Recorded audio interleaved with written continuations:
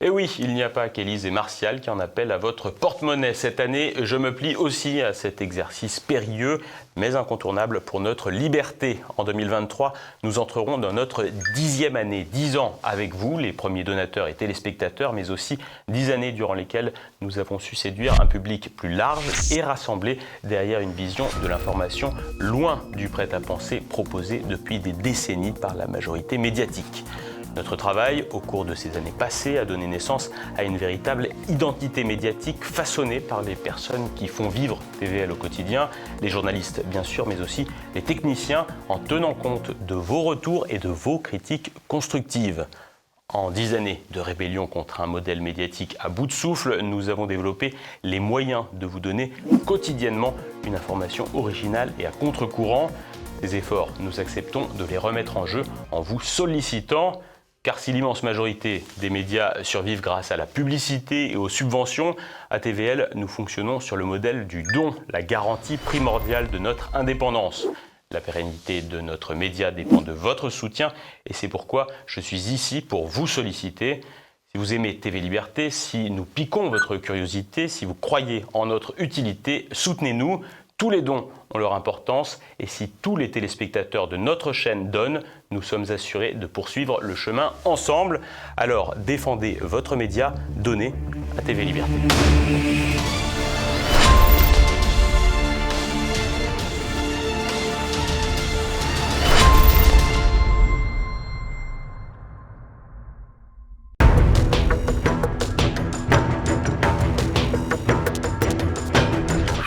L'écrivain, poète Daniel Abrecorn a été un des propriétaires du Bataclan à Paris et il était le maître d'œuvre de la réhabilitation historique de cette salle. Il raconte donc cette histoire de cette salle mythique, de ses origines à nos jours, à travers un très très bel ouvrage superbement illustré et sobrement intitulé Bataclan, Histoire d'une salle. C'est chez Robert Laffont et c'est en vente sur le site tvl.fr et cela fait bien évidemment un superbe cadeau de Noël. Daniel Abrecorn, bonsoir. Bonsoir. L'histoire de cette salle de spectacle, elle est entièrement liée, quand même depuis bien longtemps, à votre famille. Oui, depuis plus d'un siècle maintenant, 115 ans exactement, à partir du moment où mon grand-père a d'abord repris le bail de cette salle et ensuite a acheté les murs 5 ans après. Voilà.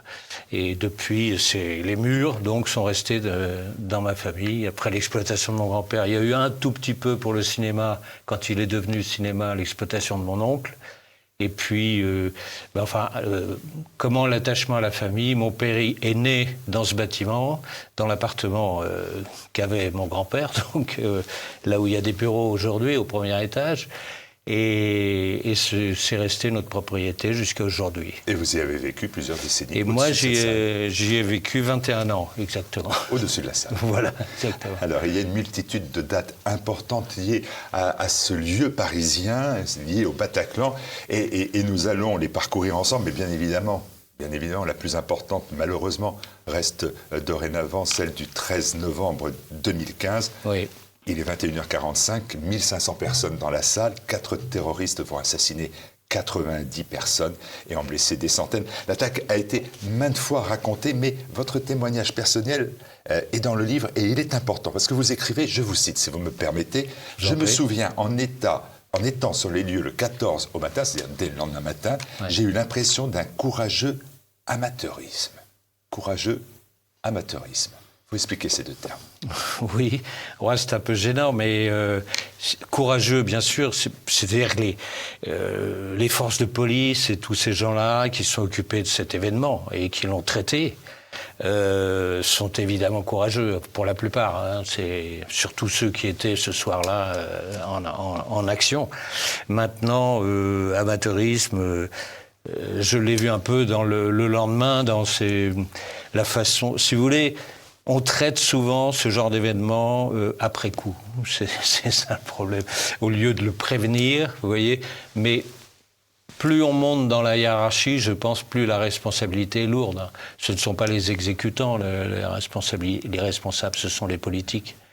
Et là, à mon avis, ils n'ont rien vu venir, ou alors ils ont vu venir et ils ont négligé énormément de choses. Mais au-delà même de l'enquête Daniel Abercorn qui démontre les difficultés qu'il y a eu cette nuit-là, notamment à l'intérieur des forces de police elles-mêmes pour l'intervention, oui. Vous dites, on ne m'a même pas demandé les plans détaillés c'est vrai de la salle.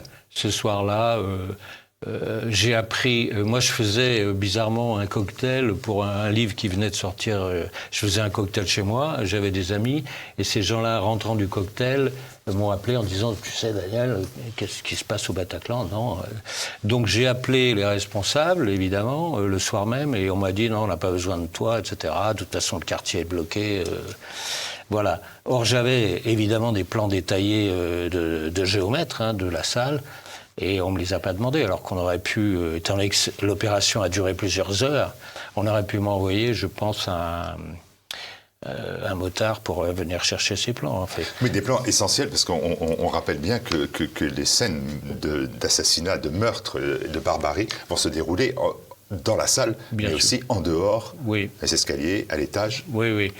Alors, il faut souligner l'héroïsme du commissaire de police de la BAC, qui, avec son chauffeur, a tué un des terroristes. Et ils sont entrés, contre tous les ordres d'ailleurs, ils sont entrés dans la salle, alors que personne n'avait l'autorisation d'y entrer. Tout le discours ce soir-là était de dire « attendez la BRI », si vous voulez. Or, il y avait, par exemple, lui, ce commissaire est passé outre, heureusement, parce que c'est là que la tuerie s'est arrêtée. À partir du moment où il a tué un des terroristes, les autres sont montés là-haut et se sont réfugiés finalement dans ce fameux couloir.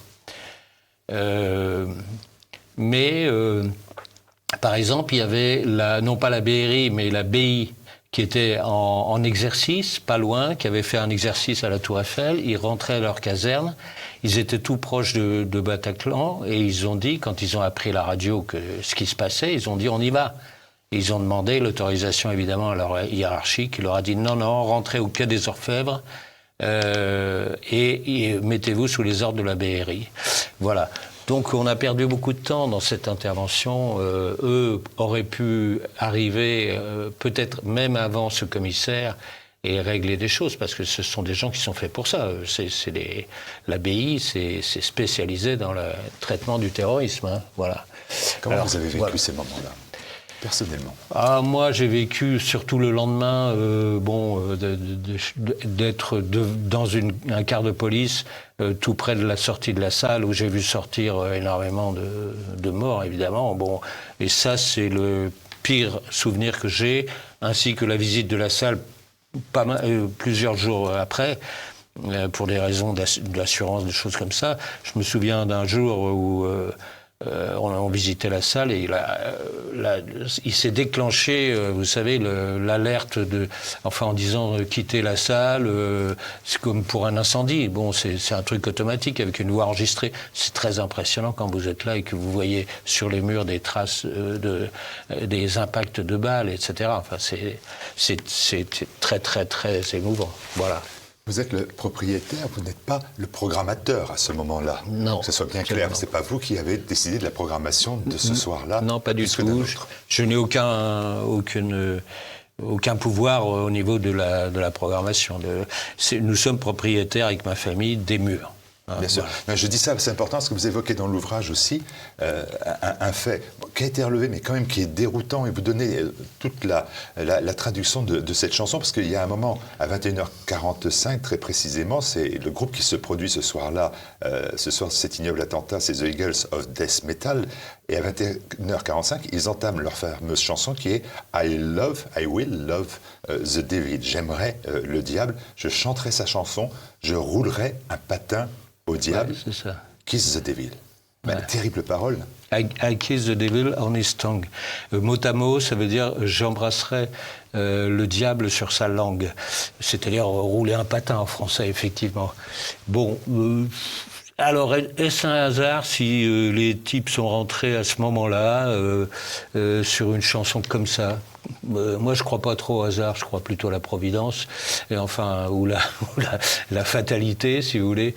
Voilà, c'est tout ce qu'on peut dire, mais c'est frappant. Ils vont se reproduire lors d'un concert en d'hommage. Ça sera à l'Olympia, oui. Pas au Bataclan. Exactement. Dans une sécurité. Le Bataclan était en travaux. Ouais. En février 2007, ils vont pas chanter cette chanson-là. Non. Vous voyez, c'est pas bon. C'est étrange. C'est étrange. Ouais. Ils auront d'autres déboires d'ailleurs par la suite. Parce qu'en plus, ils ont fait des déclarations assez inquiétantes en disant que tous les milieux islamistes se sont réjouis dans les banlieues, etc. Enfin, à partir de ce moment-là, ils ont été refusés pour la réouverture du Bataclan. La direction a refusé qu'ils assistent au concert de string. Voilà. Le Bataclan revit. On va passer cette période-là. Le Bataclan revit. Oui, fort il a repris le chemin du succès aussi. Et pourtant, à sa création, et là, on remonte en 1865, ça n'était pas gagné. Un drôle de nom déjà, Bataclan. Et puis aussi un drôle de choix d'emplacement, loin du centre de Paris. Pour ceux qui ne sont pas parisiens, le Bataclan, c'est dans quel coin ? Oui, c'est le 11e, c'est entre la République et la Bastille. Bon, c'est vrai qu'à l'époque, c'était pas du tout aussi densifié. C'était surtout des maisons avec des jardins et puis des ateliers de tas d'artisanat, etc. Bon, mais donc c'est pas le centre de Paris effectivement, mais ça s'inscrit dans les grands travaux d'Haussmann, c'est-à-dire l'ouverture en particulier du boulevard du Prince-Eugène, qui va devenir le boulevard Voltaire, et toutes ces grandes avenues, ces grands boulevards que les travaux gigantesques d'Haussmann vont ouvrir. Alors le lieu, c'est un Paris. Le titre, c'est un Paris. Bataclan, ça veut dire quoi ? On sait bien Bataclan, ce que veut dire un Bataclan. C'est un nom commun qui apparaît au XVIIIe siècle. Bataclan, c'est surtout dans l'expression « et tout le Bataclan ». Et tout le Bataclan, ça veut dire un groupe de choses hétéroclites bazar. Voilà, un bazar avec et c'est une onomatopée dans la mesure Bataclan, c'est très sonore. C'est pour ça que ça a été pris certainement pour titre de ce café-concert. Et c'est comme des choses qui tombent par terre. C'est tout un bazar qui tombe par terre. Bataclan. On le doit à Offenbach. Alors on le doit à Offenbach, sa popularité, puisque c'est lui qui a choisi ce mot pour intituler une opérette 10 ans avant la création du Bataclan. Et cette opérette, alors c'est là qu'on va rentrer dans la chinoiserie, cette opérette était une chinoiserie. Et le Bataclan, sa création, qui n'a rien de chinois au départ, est devenu et Bataclan, notre Bataclan, c'est une pagode. C'est une pagode. Voilà. Il faut dire que c'était la mode des chinoiseries. Elle n'a pas commencé maintenant, elle a commencé sous Louis XIV, avec les jésuites qui ont été voir en Chine, etc. Bon, les relations. Mais on venait de conquérir le Siam et le Cambodge. Voilà. Donc c'était d'actualité, la Chine. La vie d'une salle parisienne, l'architecte est Charles Duval. La vie d'une salle parisienne n'est pas un long fleuve tranquille. Ça, on le sait, quelles que soient les salles, même maintenant. Dès l'inauguration, on fonce vers la faillite. Et il est quand même très nombreux changements de propriétaires, parmi lesquels, ou jusque, j'allais dire, à votre grand-père Gaston. Oui, sauf que mon grand-père, lui, n'a pas fait faillite. Mais il est mort très jeune, à 50 ans, mais après avoir fait fortune, au contraire. Cela dit, il a passé la main, comme beaucoup de propriétaires du bail, mais il y a eu des très grands exploitants et il y a eu des petits exploitants, ce que j'appelle généralement interrègnes dans le bouquin, qui sont inconnus maintenant. Mais les plus connus, c'est Paris, c'est Paulus, c'est Razimi, etc. Voilà, ça, c'est les plus grands, avec mon grand-père. Ma question, c'est est-ce qu'on s'enrichit en ayant des salles de spectacle à Paris ou ailleurs ? On voit quelqu'un comme Dumontet aujourd'hui, à Paris, a plusieurs salles, etc. Est-ce qu'on s'enrichit ou au contraire, on s'appauvrit ? Non, je pense plus généralement, on s'appauvrit. C'est très difficile. C'est comme la littérature et la poésie dont vous parliez tout à l'heure. Le spectacle, c'est pas gagné, c'est bon. Ou alors quand il est subventionné, vous savez que la plupart des théâtres à Paris sont subventionnés, presque tous.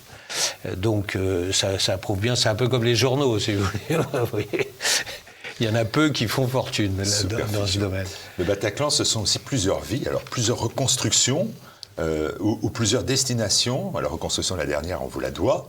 Et si on va voir le Bataclan, on verra. La mise en couleur, c'est moi, effectivement, parce que j'ai retrouvé des faïences d'origine qui existaient sous de nombreux badigeons de ravalement qui faisaient de cette ancienne pagode un bâtiment ordinaire, finalement.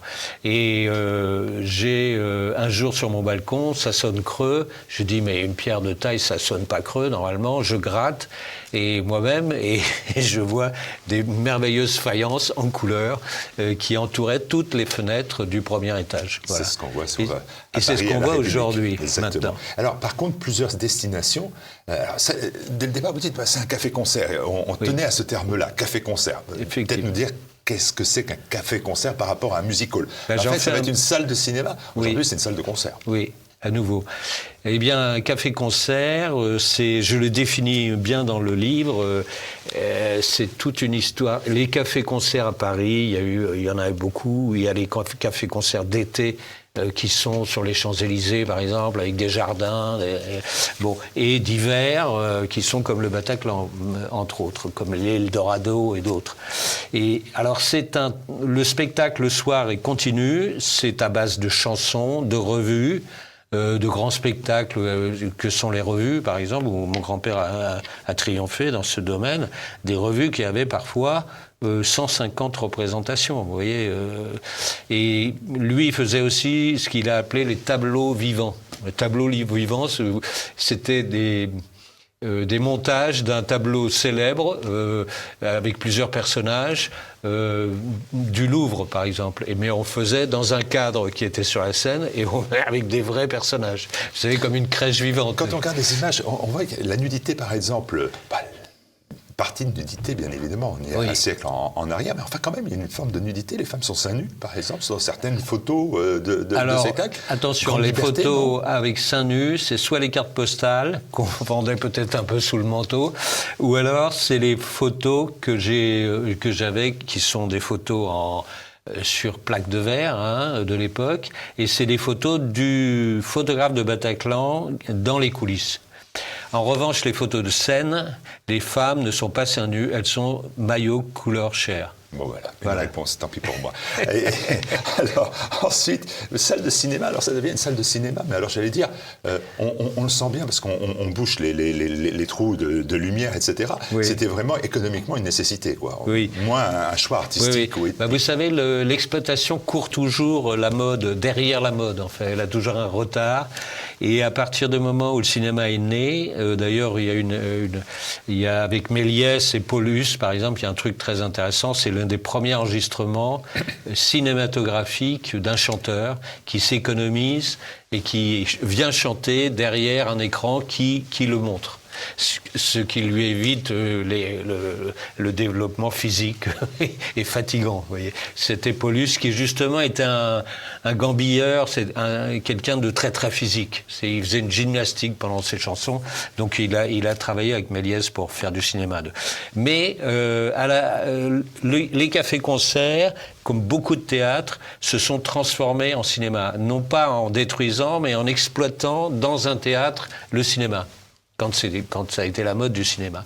Donc c'était assez inadapté, et les 2500 places, il en restait 500 ou 800 exploitables. Puisque évidemment le cinéma, il faut être devant, il faut être en face, il n'y a que l'orchestre qui marche, et les balcons, tout ça, ça ne marche plus. Alors il y a eu cette exploitation-là jusqu'au moment où on a démoli certaines de ces salles pour faire vraiment des cinémas. Et là, en ce qui concerne le Bataclan, c'est exactement en 1952 que la salle est rasée, vraiment. Je parle de la salle, je ne parle pas du bâtiment historique de façade, boulevard Voltaire, mais la salle est derrière. Et cette grande salle qui s'étend sur 900 mètres carrés Elle est complètement démolie, rasée, et on fait un superbe cinéma de 1200 places, sans étage, évidemment, sans balcon, avec une cabine de projection simplement et un petit bar. Et c'est une salle des années 50. On fait une entrée aussi avec un auvent très années 50. Bon, cette salle sera détruite dans les années 90 pour refaire un théâtre. Eh oui, car les années 80, c'est la disparition des cinémas de quartier. Voilà, exactement. Donc on court toujours derrière la mode. Ça pourrait redevenir un cinéma actuellement? Oui, ça pourrait. Allez. Et là, actuellement, c'est un théâtre à nouveau. C'est un théâtre à nouveau. Voilà. Et alors, c'est un théâtre et c'est... Enfin, un musical, tout ce qu'on veut. Salle de concert. Oui, salle de concert. C'est une salle de multitude, spectacle. alors, c'est une multitude de vedettes. Pardon, vous donnez la programmation année après année intégrale du Bataclan. Et alors là, c'est des vedettes et des artistes qui se sont produits sur scène. Les illustrations du livre, d'ailleurs, donnent totalement le tournis. Si vous deviez citer quelques-uns d'entre eux, quels noms retiendriez-vous? Ou quelles époques? Moi, j'en ai retenu. Je vous dirais ma liste. Allez-y. Non, je vous laisse. Comme vous voulez. Bon, si on retourne vraiment historiquement, il y a des gens comme des grands chanteurs comme Agar, une femme. Il y a Fugère qui a fait des créations à l'époque, qui sont très oubliées évidemment aujourd'hui. Mais il y a Buffalo Bill qui s'est produit on du temps a un de point Paulus. commun. Buffalo Bill, c'était inattendu quand même. Voilà. Oui. Et alors Buffalo Bill s'est produit là jusqu'au moment où il a blessé sa partenaire parce qu'il faisait des tirs à la carabine. Et là, le préfet de police a interdit le spectacle à ce moment-là. Alors vous avez cité Paulus tout à l'heure, Buffalo Bill. Moi, j'ai retenu Mayol, Colette. Oui, alors Colette, oui. Colette et Musidora. Alors j'ai fait tout un chapitre sur Colette et Musidora, parce qu'elles se sont connues au Bataclan. Donc, vous savez, Colette a fait une grande carrière de musical, pas seulement à Bataclan, et Musidora aussi. Bon, mais elles avaient 15 ans d'écart, donc disons que Colette l'a pris un peu sous son aile. Elles sont devenues de très grandes amies, voilà, avec d'autres femmes, jusqu'au moment où Colette, elle, s'est rangée un peu en épousant un directeur de journal assez riche, et après la guerre, juste avant la guerre de 14, et après, elle a eu une fille avec lui, et elle s'est un peu rangée, et elle est devenue vraiment plus écrivain que théâtreuse. Voilà. Rému, on le pense plus acteur, Maurice Chevalier, ça va. Ouais. Mistinguett, on la voit plus Casino de Paris. Alors Mistinguett, effectivement... Moulin Rouge. Alors Moulin Rouge, elle y a été aussi, bien sûr, elle a été un peu partout, mais Mistinguett a fait une véritable carrière au Bataclan, du temps de Razimi, l'une des grandes directrices, avec Maurice Chevalier aussi, mais surtout elle a participé aux grandes tournées du Bataclan dans le monde entier. Dans les années 20, il y a eu des tournées du Bataclan mondiales, alors au Brésil, à Cuba, au Mexique, beaucoup en Amérique du Sud, mais à Genève, à Londres, etc. Enfin, il y a eu des tournées, et Mistinguett était la grande vedette. Pour garder quand même l'importance du nom, parce que là on parle bien évidemment, on est avant-guerre, même des fois avant la Première Guerre mondiale, mais il y a maintenant, dans les années plus proches de nous, Roxy Music, Genesis, The Cure, Prince, c'est des grands noms quand même qui viennent à Bataclan. Donc... Les Doors, enfin énormément, la plupart des grands noms non seulement du musical, les chanteurs français et autres, mais en plus tout le rock américain, anglais, allemand, etc. a défilé à Bataclan. Et bizarrement, à l'époque encore où c'était un cinéma, dans les années 50, 70, voilà. C'est-à-dire que c'est bien clair dans mon esprit, comme on fait l'Olympia, on fait Bataclan, et ça a la même valeur à ce moment-là. Effectivement. C'est une salle qui, je ne sais pourquoi, est devenue très sympathique à l'étranger, et effectivement, alors on ne fait pas l'Olympia comme on fait le Bataclan. Le Bataclan, c'est un peu peut-être l'art et l'essai avant le Zénith et les plus grandes salles, bien sûr, puisque c'est une salle qui fait 1500 places aujourd'hui. Et à l'époque aussi, même un peu moins. Mais c'est une salle très renommée, qui a très bonne... Youssou N'Dour, d'ailleurs, par exemple, ce chanteur africain, en parle, puisqu'il a fait avec Festival. Hein, ils introduisent par un texte où ils racontent leur histoire, leur amour du Bataclan. C'est assez poignant. Vous dites à Bataclan, hein. On ne dit pas au Bataclan, on dit à Bataclan. Eh bien, il y a une évolution, justement. On dit d'abord à Bataclan, et maintenant on dit au Bataclan. Alors on va continuer à Bataclan. Oui. Retour à Bataclan. On peut dire les deux. Retour, puisqu'il nous reste Et on malheureusement. peut écrire Bataclan en un seul mot et en 3 mots. Et en 3 mots. Le temps presse et je suis obligé de revenir à cet attentat du 13 novembre 2015 et à ses conséquences. Vous consacrez là aussi un chapitre à un épisode absolument sordide, celui des fausses victimes. On est étonné, pour ne pas dire scandalisé, par ces délits et surtout par leur nombre. C'est incroyable. Oui. Et sans doute, il y en a qui ont échappé à la justice. Mais enfin, il y a des escrocs. Et puis, je dirais qu'aussi, il y a des mythomanes. Hein. Il y a une femme, par exemple, qui dit qu'il a été victime au Bataclan, elle y était, etc. Elle avait oublié qu'elle avait raconté qu'elle n'y était pas dans d'autres interviews. Bon, des choses comme ça. Ils finissent par se faire pincer par leur téléphone portable. Hein. Mais il y a des escrocs, évidemment, qui réclament de l'argent, qui en obtiennent.